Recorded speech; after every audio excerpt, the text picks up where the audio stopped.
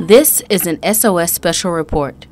Early we were able to catch Professor McNabb, an assistant science professor here at Hampton University, on what AIM is and why it matters to you. However, more recently, we were able to catch Dr. James Russell, the principal investigator of AIM. Check it out.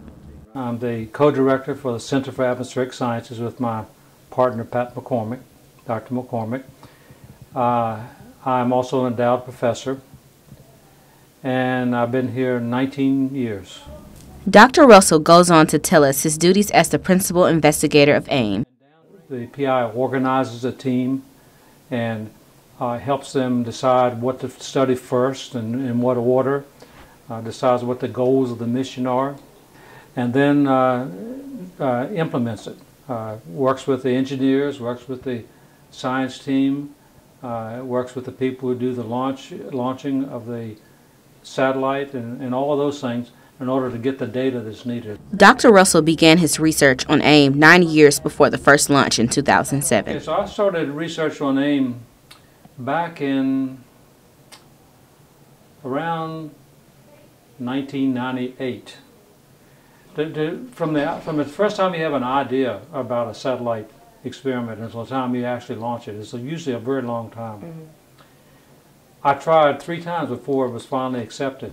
Dr. Russell goes on to explain that although his proposal was denied 3 times, he remained optimistic. So you don't get discouraged, you learn, you put on your really thick skin, so when you read the proposal and they tell you all the things that are wrong, you say, okay, that's great, I'm going to learn from this and do better. And that's the way you win. Dr. Russell lives his life using the staying within the box method. He goes into detail about what it means to him and his students.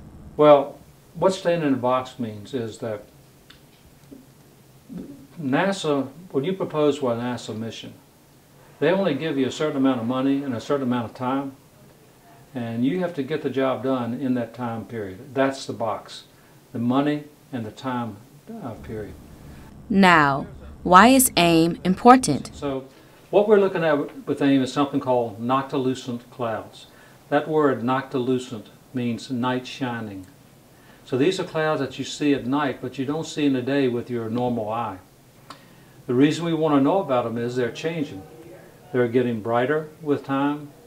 They are occurring more often than they were in the past. Why are they occurring more often? Why are they happening at lower latitudes? Is it because of global change? Is it something that we're doing here at the Earth's surface that's causing the atmosphere to change 50 miles above the Earth's surface? Dr. Russell talks about his goal as a scientist. To develop understanding about our atmosphere, about what, if anything, humans are doing to the atmosphere. What are the long-term consequences of the things that we're doing? Should we make changes? So what I do is I collect data, I get scientific results, it's turned over to policymakers, and then they hopefully use it to make wise policy. I have one of the best jobs in the world because I look forward to coming to work every day.